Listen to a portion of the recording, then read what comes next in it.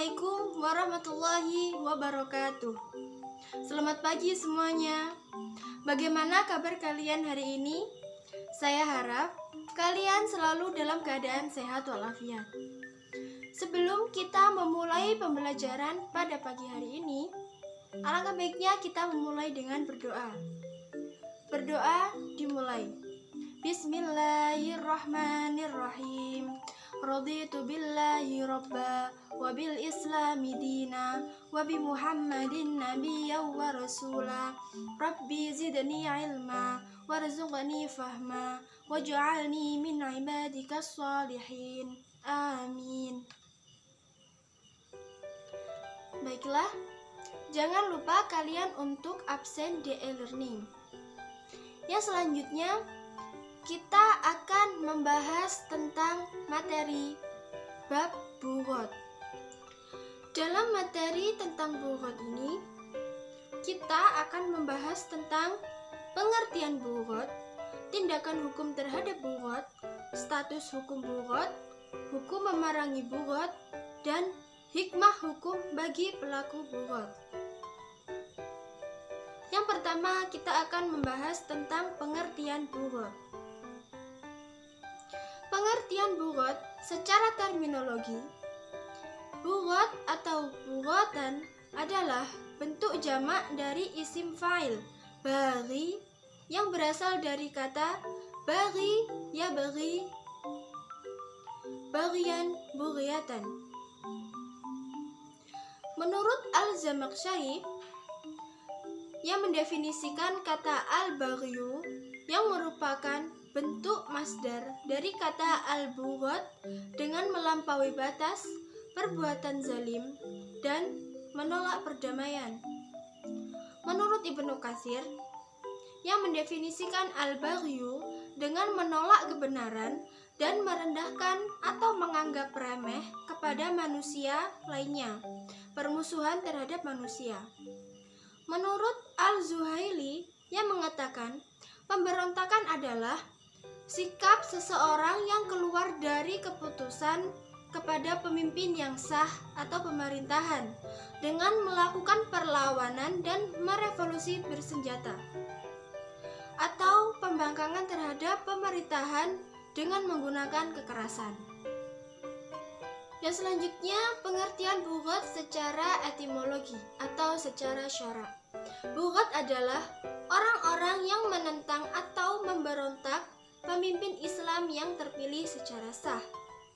Tindakan yang dilakukan bughat bisa berupa memisahkan diri dari pemerintahan yang sah, membangkang perintah pemimpin, atau menolak berbagai kewajiban yang dibebankan kepada mereka. Yang selanjutnya yaitu ciri-ciri bughat. Seseorang baru bisa dikategorikan sebagai bughat dan dikenai had bughat jika beberapa kriteria ini melekat pada diri mereka. Yang pertama, memiliki kekuatan baik berupa pengikut maupun senjata. Yang kedua, memiliki takwil atau alasan atas tindakan mereka keluar dari kepemimpinan imam atau tindakan mereka menolak kewajiban. Yang ketiga, memiliki pengikut yang setia kepada mereka. Yang keempat, memiliki imam yang ditaati. Yang selanjutnya yaitu tindakan hukum terhadap bughat. Para bughat harus diusahakan sedemikian rupa agar sadar atas kesalahan yang mereka lakukan, hingga akhirnya mau kembali taat kepada imam dan melaksanakan kewajiban mereka sebagai warga negara. Proses penyadaran mereka harus dimulai dengan cara yang paling halus. Jika cara tersebut tidak berhasil, maka boleh digunakan dengan cara yang lebih tegas. Jika cara tersebut masih juga belum berhasil, maka digunakan dengan cara yang paling tegas. Yang selanjutnya, urutan tindakan hukum terhadap bughat. Yang pertama, mengirim utusan kepada mereka agar diketahui sebab-sebab pemberontakan yang mereka lakukan. Apabila sebab-sebab itu karena ketidaktahuan mereka atau keraguan mereka, maka mereka harus diyakinkan hingga ketidaktahuan atau keraguan itu hilang. Yang kedua, apabila tindakan pertama tidak berhasil, maka tindakan selanjutnya adalah menasihati dan mengajak mereka agar mau menaati imam yang sah. Yang ketiga, jika usaha kedua tidak berhasil, maka usaha selanjutnya adalah memberi ultimatum atau ancaman bahwa mereka akan diperangi.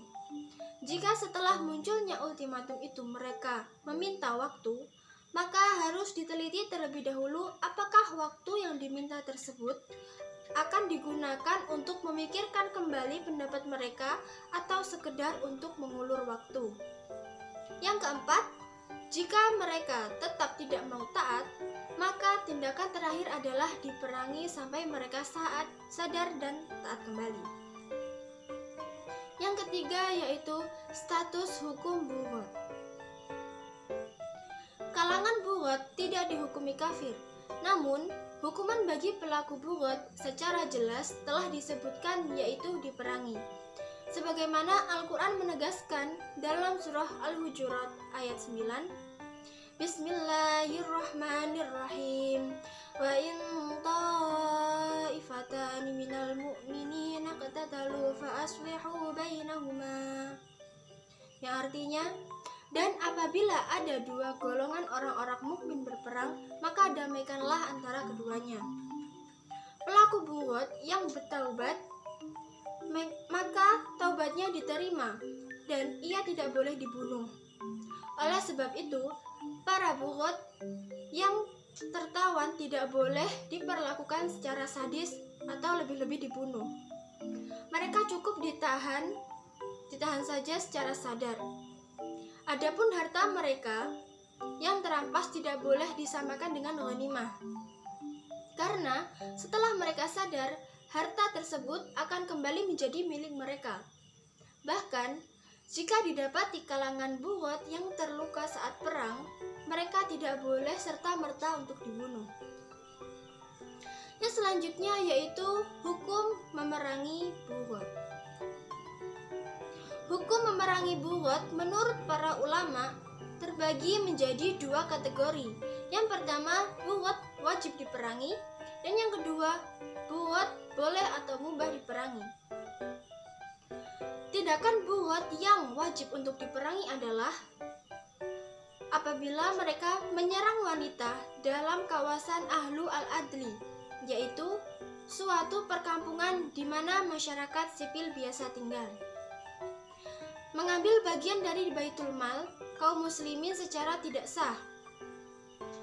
Yang selanjutnya, tidak mau menyerahkan hak yang telah diwajibkan atas mereka, baik menyangkut hak Allah seperti zakat maupun hak makhluk seperti pajak dan hutang atau lain-lain. Dan selanjutnya, secara jelas melakukan pembangkangan untuk menjatuhkan imam atau pemimpin yang sah yang telah dibaiat dan wajib ditaati. Yang selanjutnya yaitu hikmah hukum bughat. Yang pertama, seseorang atau sekelompok organisasi tidak akan mudah memusuhi atau membangkang dengan memberontak terhadap negara yang sudah terbentuk secara sah.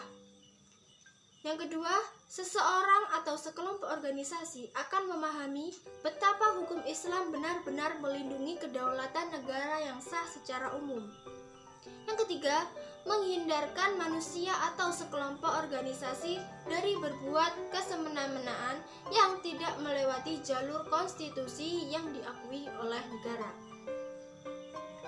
Yang selanjutnya, memberikan efek jera terhadap pelaku bughat agar tidak memberontak dan dapat kembali bertaubat serta mengakui negara yang sah secara konstitusional dan hukum Islam.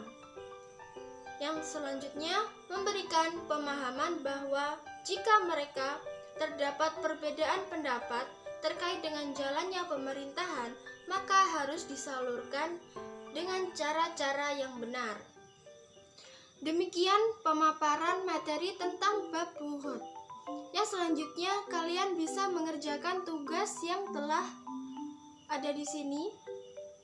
kalian silakan untuk dikerjakan.